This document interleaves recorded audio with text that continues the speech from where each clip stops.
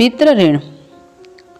Dad, मेरी company का जो नया ब्रांच खुला है ना इंडिया में, मुझे उसका चार्ज दिया गया है, तो मुझे अगले हफ्ते इंडिया जाना होगा।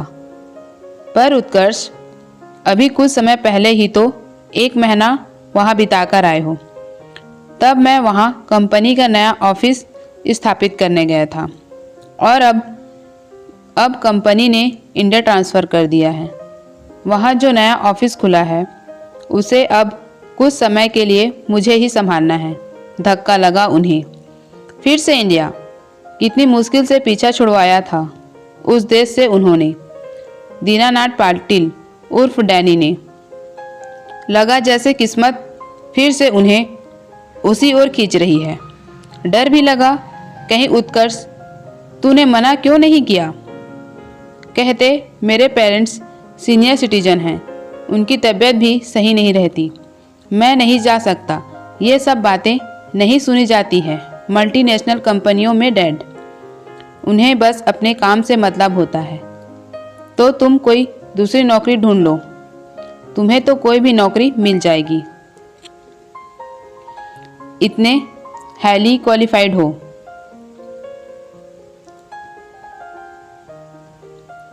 ये एक चैलेंज है डैड। कंपनी को जब इंडिया वाले ब्रांच से प्रॉफिट मिलने लगेगा तो मेरा करियर ऊंचाइयों पर पहुंच जाएगा। फिर वो मुझे एक एम्प्लॉय से पार्टनर भी बना सकते हैं। उत्कर्ष का जवाब सुन वे चुप हो गए। उत्कर्ष ने डैड को ये नहीं बताया कि उसने स्वयं अपने बॉस से अनुरोध किया था इस पोस्टिंग के लिए। कुछ ही सप्ताह पूर्व इंडिया के पुणे शहर गया उत्कर्ष अपनी कंपनी की शाखा को स्थापित करने के लिए।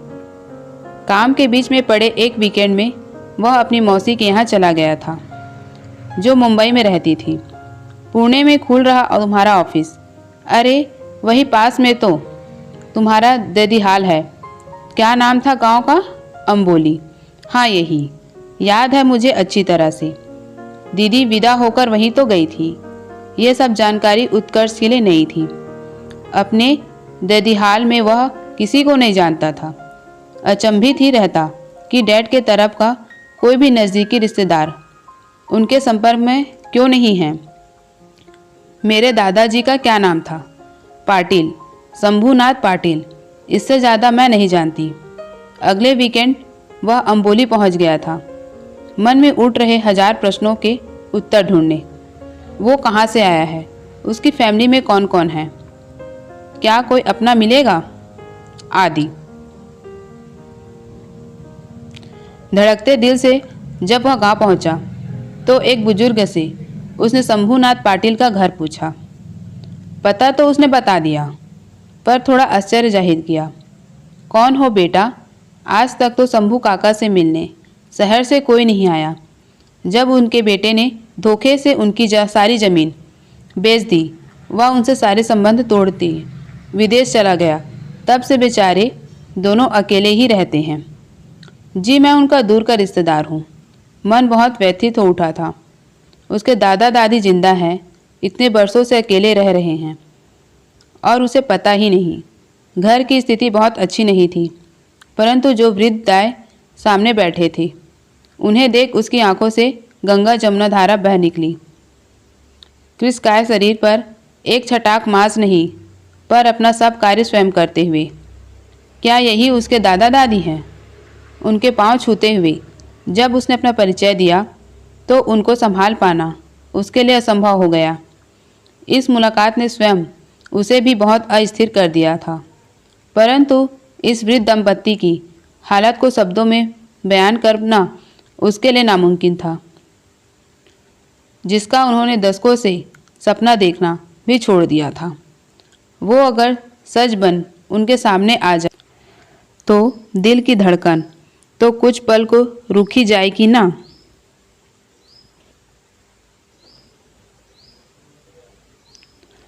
जब सोमवार प्रातः वह पुणे लौटने लगा तो दादा दादी बेतहासा रोने लगे। उन्हें लग रहा था कि उनके पुत्र की तरह उनका पोता भी अब कभी लौटकर नहीं आएगा।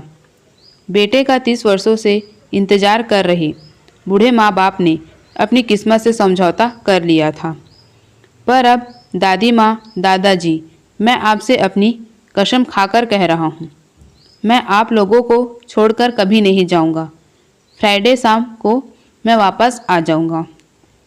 आप बिल्कुल निश्चिंत रहें। नौकरी तो करनी है ना।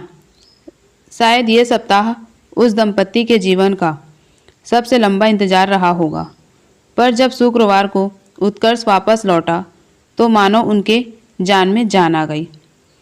दादी का मुस्कुराता चेहरा तो सचमुच में सुंदर लग रहा था। खून के रिश्ते में कोई बात तो होती है, वह हमारे हृदय के तारों को झंकृत करने में कभी नहीं चूकती।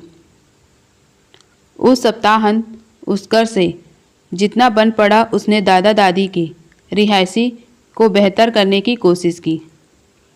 ये उसका इंडिया में आखिरी वीकेंड था।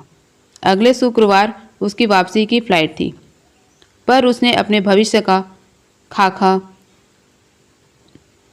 मन ही मन में तैयार कर लिया था। पूरा 1 महीना लगा उसे अपने बॉस को इस बात के लिए मनाने में कि उसका ट्रांसफ़र भारत वाले नव स्थापित दफ्तर में कर दें। इसके लिए उसे न सिर्फ सफलता का आश्वासन देना पड़ा, वरन पहले से कम वेतन पर काम करने के लिए भी राजी होना पड़ा। परंतु उसे इन बातों का कोई गम न था। उसने निश्चय कर लिया था कि अपने दादाजी व दादी माँ की बची हुई जिंदगी में खुशियाँ भरने के लिए वह कुछ भी करेगा। जिस पितृ ऋण को अमेरिकी नागरिक बन चुके उसके माता पिता चुकाने में चूक गए थे, उसे उन्हें ऋण करने का कर्तव्य उनके बेटे का ही तो होगा ना। इस तरह की अच्छी अच्छी कहानी सुनने के लिए हमारे चैनल को लाइक करें, शेयर करें व सब्सक्राइब करें व कमेंट करना ना भूलें। धन्यवाद।